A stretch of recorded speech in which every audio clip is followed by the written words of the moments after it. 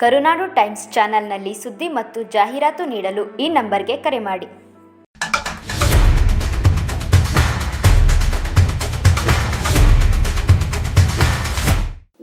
ರಾಜ್ಯಾಧ್ಯಕ್ಷರಾದಂಥ ಉಪಾಧ್ಯಕ್ಷರು ನಾಗರಾಜ್ ಅವ್ರನ್ನ ಕಾರಣ ಇಲ್ಲದೆ ವರ್ಗಾವಣೆ ಮಾಡಿರ್ತಾರೆ. ಆದ್ದರಿಂದ ನಾವುಗಳು ಖಂಡಿಸಿ ನಮ್ಮ ಸಂಘದ ವತಿಯಿಂದ ಮತ್ತು ನಮ್ಮ ರಾಜ್ಯದ ಸಂಘದ ಅಧ್ಯಕ್ಷರಿಗೆ ತಿಳಿಸಿದ್ವಿ ವಿಚಾರಗಳು. ಅವ್ರು ಹೇಳಿದ್ರು ಅಂದರೆ, ನೀವು ಒಂದು ಸಾರಿ ಪ್ರೆಸ್ ಮೀಟಿಂಗ್ ಮಾಡಿ ನಮ್ಮ ಸ್ಥಳೀಕರಾದಂಥ MLAಗಾಗಲಿ ಲೀಡರ್ಗಳಿಗಾಗಲಿ ಅಧ್ಯಕ್ಷರಿಗಾಗಲಿ ತಿಳಿಸಾದ ನಂತರ ಮುಂದಕ್ಕೆ ಕ್ರಮ ಅವ್ರು ಏನು ತಗೋತಾರೋ ನೋಡಿಕೊಂಡು ಆಮೇಲೆ ನಾವು ಸರ್ಕಾರದ ಪರವಾಗಿ ಕೇಳ್ಕೊಳ್ತಾ ನಾವು ಹೋರಾಡೋಣ ಅಂತ ಹೇಳಿ ಅವ್ರು ನಮಗೆ ಒಂದು ಸೂಚನೆ ಕೊಟ್ಟಿದ್ದಾರೆ. ಅದರಿಂದ ಈಗ ನಮ್ಮ ನಾಗರಾಜ್ ಅವರು ನಮ್ಮ ರಾಮನಗರಕ್ಕೆ ಬಂದು ಒಂದು 5 ತಿಂಗಳಾಯಿತು. ನಮಗೆ ಲೆಕ್ಕಾಚಾರದಲ್ಲಿ 4 ವರ್ಷ ಆಗೋ ಗಂಟ ನಮಗೆ ಟ್ರಾನ್ಸ್ಫರ್ ಕೊಡೋಂಗಿಲ್ಲ ಅವರು. ಮತ್ತು ಅವರು ಈ ರಾಮನಗರದಲ್ಲಿ ಯಾವುದೇ ಆದಂಥ ಒಂದು ಕಪ್ಪು ಚಿಕ್ಕೇಡಿ ಇಲ್ಲ, ಒಂದು ತಪ್ಪು ಮಾಡಿಲ್ಲ.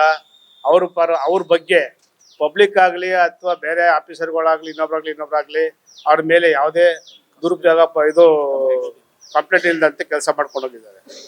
ಅಂಥವ್ರಿಗೆ ನಾವು ನಮ್ಮ ಸಂಘದ ವತಿಯಿಂದ ಅವರು ಭಾಳ ಹೋರಾಡಿ ನಮ್ಮ ನೌಕರರಿಗೆ ಭಾಳ ಕಷ್ಟಪಟ್ಟು ನಮ್ಮ ನೌಕರಿಗೆ ಒಂದು ಒಳ್ಳೇದು ಮಾಡಬೇಕು ಅಂತ ಓಡಾಡ್ತಿರೋದ್ರಿಂದ ಈ ನಮ್ಮ ಯಾರೋ ಕಾರಣದ ಕೈಗಳು ಇಲ್ಲಿಂದ 600 ಕಿಲೋಮೀಟರ್ ದೂರ ಅವ್ರನ್ನ ವರ್ಗಾವಣೆ ಮಾಡಿದ್ದಾರೆ.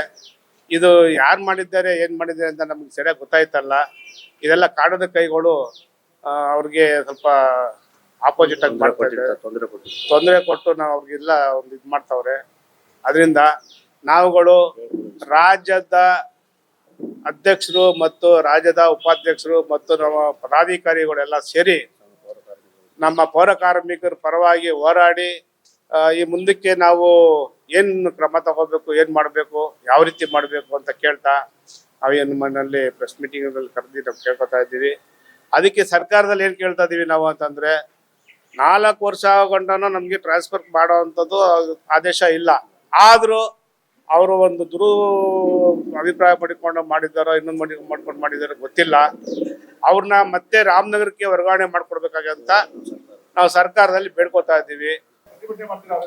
ಇಲ್ಲ ಸ್ವಾಮಿ, ನಾವು ರಿಕ್ವೆಸ್ಟ್ ಮಾಡ್ತಾ ಇದ್ವಿ, ಪ್ರತಿಭಟನೆ ಏನು ಮಾಡಲ್ಲ. ನಾವು ರಿಕ್ವೆಸ್ಟ್ ಮಾಡ್ತಾ ಇದ್ವಿ.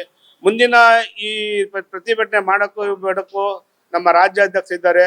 ಅವ್ರು ಯಾವ ರೀತಿ ನಮಗೆ ಡೈರೆಕ್ಷನ್ ಕೊಡ್ತಾರೆ, ಯಾವ ರೀತಿ ಸೂಚನೆ ಕೊಡ್ತಾರೆ ಅದಂತೆ ಮುಂದಕ್ಕೆ ನಾವು ಜಿಲ್ಲಾ ಅಧ್ಯಕ್ಷರುಗಳು ಮತ್ತು ಜಿಲ್ಲಾ ಪದಾಧಿಕಾರಿಗಳೆಲ್ಲ ನಾವು ಅದ್ರಂತೆ ನಡ್ಕೊಂಡು ಹೋಗ್ತೀವಿ.